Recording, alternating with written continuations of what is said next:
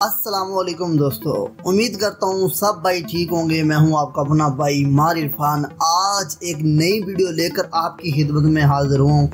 आज की जो वीडियो है इसका एक बार फिर जो टॉपिक है वो इराक अपडेट्स के ऊपर है। तो चलते हैं वीडियो की जानिब। अगर आपने अभी तक मेरे यूट्यूब चैनल को सब्सक्राइब नहीं किया, आपसे गुजारिश है कि मेरे YouTube चैनल को ज़रूर सब्सक्राइब करें और मेरे Facebook पेज को ज़रूर फॉलो करें। यकीन माने कि ये जो आप सब्सक्राइब करते हैं ये आपके लिए बिल्कुल फ्री होता है, लेकिन इससे हमें बहुत ज़्यादा फ़ायदा हासिल होता है। तो स्टार्टिंग पे जो हमारा टारगेट है वो 10,000 फॉलोअर का है। तो पेज के ऊपर और जो हमारे YouTube चैनल के ऊपर 10,000 जो है सब्सक्राइबर का जो टारगेट है, इंशाल्लाह वो बहुत जल्द ही अल्लाह पाक ने हिम्मत दी तो हम कंप्लीट करेंगे। तब तक हमारा ज़रूर साथ दें। जी हाँ दोस्तों, इस वक्त जो सबसे ज़्यादा फ्रॉड हो रहा है ना पाकिस्तानियों के साथ, खुसूसन जो हमारे सराइकी भाई हैं और उसके अलावा पंजाबी भाई हैं, उनके साथ बहुत ज़्यादा फ्रॉड हो रहा है। वो फ्रॉड हो रहा है इराक वीज़ों के ऊपर। दोस्तों स्टार्टिंग पे मैं आपको बताता चलूँ कि पहले जो यूरोप कंट्रीज़ वगैरह की डंकीज़ वगैरह का रिवाज था, लेकिन तुर्की की जो सरहद थी ईरान के साथ, उन्होंने बहुत ज़्यादा सख्तियाँ कर ली, तो इस वजह से वो डंकी बंद हो गई। वही जो एजेंट थे जो तुर्की की डंकी लगवाते थे ईरान से, उन्होंने ये काम स्टार्ट कर दिया कि उन्होंने ईरान से इराक की जो डंकी लगाना स्टार्ट कर दी। इन्हीं चीज़ का फ़ायदा उठाते हुए, इसी चीज़ का फ़ायदा उठाते हुए जो हमारे सादा लोग बेचारे थोड़े पड़े हुए, उनको इतना शऊर नहीं है बेचारों को, उनके साथ जो फ्रॉड कर रहे हैं ना वो एजेंट कर रहे हैं। उनमें पाकिस्तानी एजेंट भी शामिल हैं और फिर ईरान के एजेंट भी शामिल हैं। वो करते क्या हैं कि उनको वीज़ों का झांसा देकर ईरान लेकर आते हैं कि आपको इराक हम लेकर जाएंगे। जब ईरान लेकर आते हैं तो आगे कहते हैं कि भाई डंकी लगाएं। इंशाल्लाह बहुत जल्द हम एक सीरीज बनाएंगे, किसी अपने दोस्त को बुलाएंगे जो डंकी लगा के आया होगा हमारे पास, तो उसको बुला कर हम उन कंप्लीट इंटरव्यू और जो डंकी की मुश्किलात हैं वो आपके साथ शेयर करेंगे, किस तरह से वो जलील व ख्वार होकर इधर जो है इराक पहुंचे। चलते हैं आज की वीडियो की जानिब। ज़्यादा मैं आपका टाइम वेस्ट नहीं करूंगा। सबसे पहले मैं आपको बता दूं दोस्तों, आप लोगों का जो कंसेप्ट बना हुआ है ना, वो एक चीज़ के ऊपर बना हुआ है, वो ये है कि शायद इराक और ईरान एक मुल्क है। नहीं दोस्तों, ऐसा नहीं है। ईरान एक डिफरेंट कंट्री है, इराक एक डिफरेंट कंट्री है। उनमें आप कह सकते हैं कि ज़मीन आसमान का फ़र्क है। हाँ, ये है कि उनका आपस में अच्छे दोस्ताना बरादराना ताल्लुकात हैं दोनों ममालिक के, लेकिन मुल्क एक अलग है। क्योंकि एजेंट हजरात जो स्टार्टिंग पे आपको ईरान लेकर आते हैं तो वो आपको ईरान का वीज़ा देते हैं। आप कह कि वो आपको इराक लेकर आ रहे हैं कि हम आपको इराक लेकर जा रहे हैं, और ईरान का आपको वीज़ा देते हैं, तो उसमें ये कि आप मुतमईन होते हैं कि कोई मसला नहीं, हम इराक जा रहे हैं। लेकिन ऐसा दोस्तों नहीं है।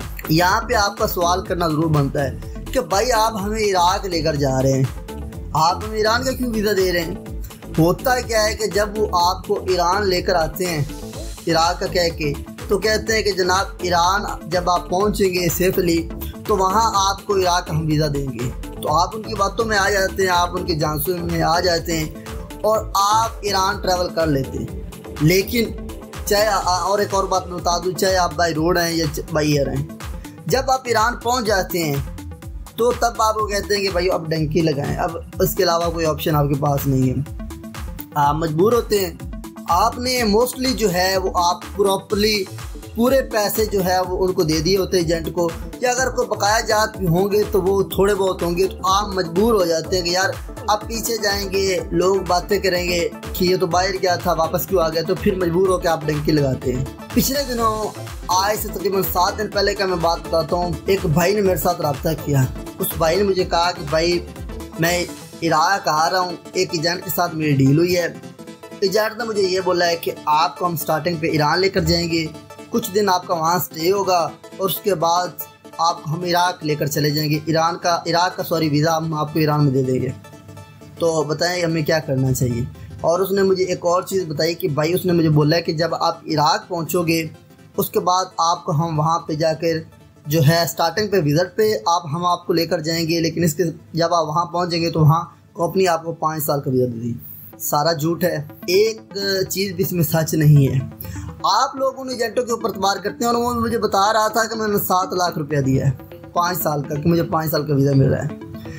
होना क्या उसके साथ मुझे नहीं पता, मैंने उसे मना किया है। ज़ाती तौर पे मैं अपनी बात बता रहा हूँ, मैंने भाई को मना किया कि भाई आप सफ़र ना करें, क्योंकि मुझे पता है जो ईरान में फिर आके लड़कों के साथ होता है, डंकी लगवाते हैं, तो आपको डंकी लगवाएंगे। तो उसने मुझे कहा कि यार भाई आपने मुझे डरा दिया, मुझे इस चीज़ का इल्म नहीं था। लेकिन मैंने कहा कि भाई मैं तो कोशिश मेरी यही होती है कि सच आप लोगों तक पहुंचाऊं। जो मेरे पास मालूमात होती हैं मैं कोशिश करता हूं कि आपके साथ सच पहुंचाऊं। दोस्तों पहली बात तो ये कि इतनी ज़्यादा तादाद में पाकिस्तानी इल्लीगल ट्रैवल करके इराक़ पहुंच चुके हैं कि इराक़ हुकूमत ने बहुत ज़्यादा सख्तियाँ लगा दी हैं पाकिस्तानियों के ऊपर। यहाँ तक कि जो ओरिजिनली हकीकी तौर पर ज़ायरीन कराम हैं, जो ज़ियारतों के सिलसिले में इधर आते हैं मुक़द्दस मकामात के ऊपर, उनके ऊपर भी पाबंदी लग गई है कि अब इराक़ उनको भी वीज़ा देता है तो बहुत ज़्यादा सख्ती के साथ देता है और उनके ऊपर भी बहुत ज़्यादा सख्ती होती है। अपनी मर्ज़ी से वो कहीं ज़ियारत पर भी नहीं जा सकते। इसके पीछे रीज़न क्या है? ये इलीगली जो ट्रैवलर हैं जो, और उसके बाद जो हैं वो डंकर हैं जो डंकियाँ लगवाते हैं पाकिस्तानियों के इधर। तो आपसे कहने का मतलब ये है कि इन एजेंट हजरात से आप बाज रहें, उनसे मोहतात रहें।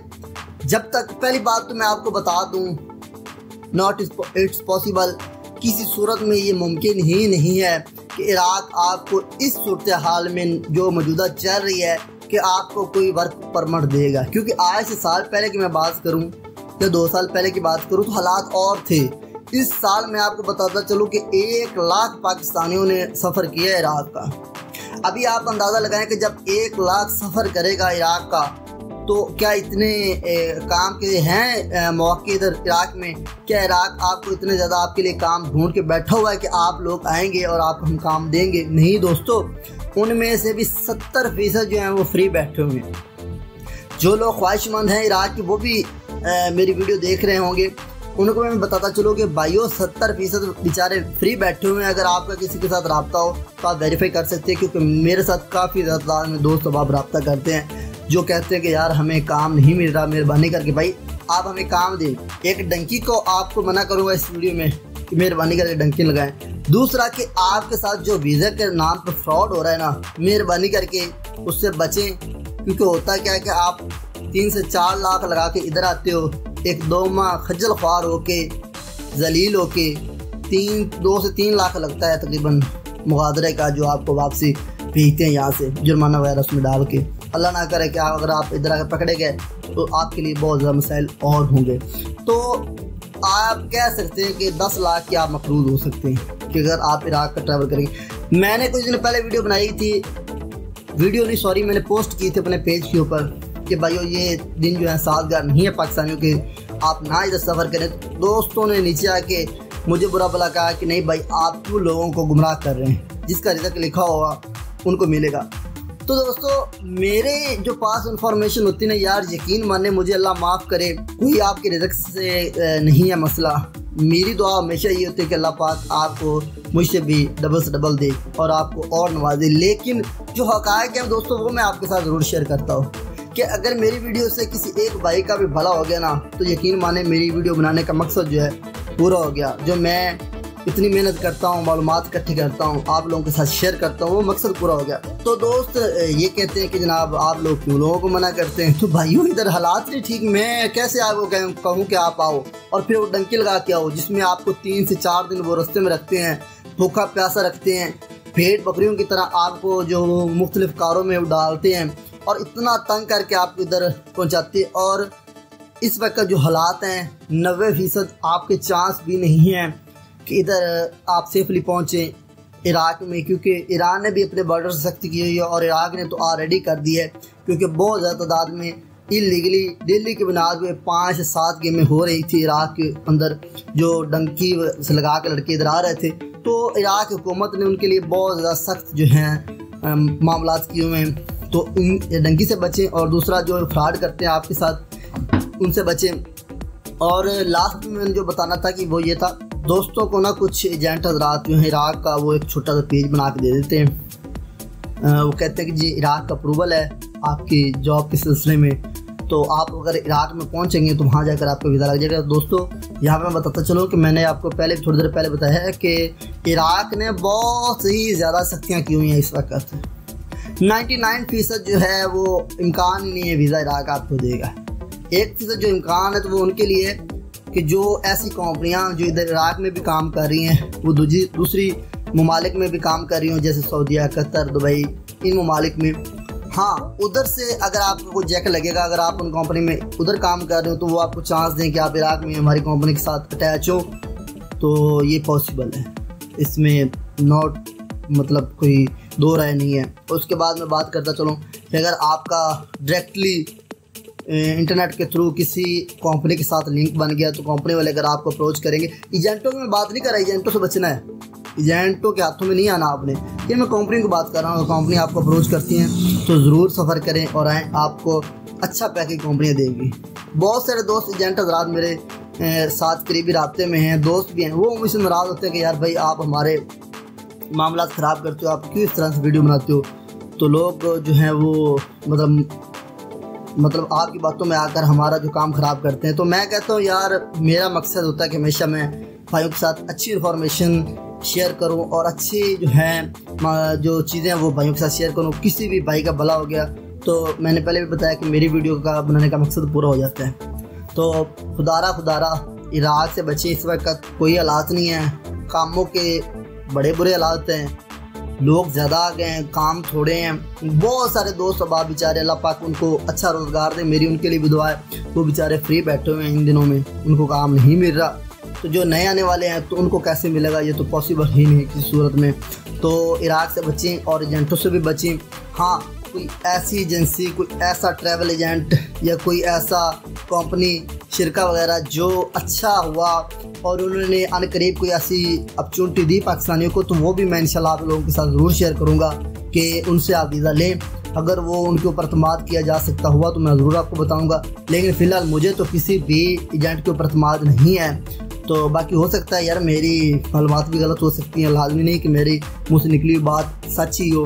तो दोस्तों ये थी आज की वीडियो। अगर वीडियो अच्छी लगे तो लाइक और शेयर ज़रूर किया करें और कमेंट्स बॉक्स में यार राय ज़रूर दिया करें, ताकि मुझे बेहतर अंदाज में पता चल सके कि भाई लोग क्या देखना चाहते हैं, तो उस तरह की मैं वीडियो ज़रूर बना सकूं। तो ये थी आज की वीडियो। अल्लाह निगहबान।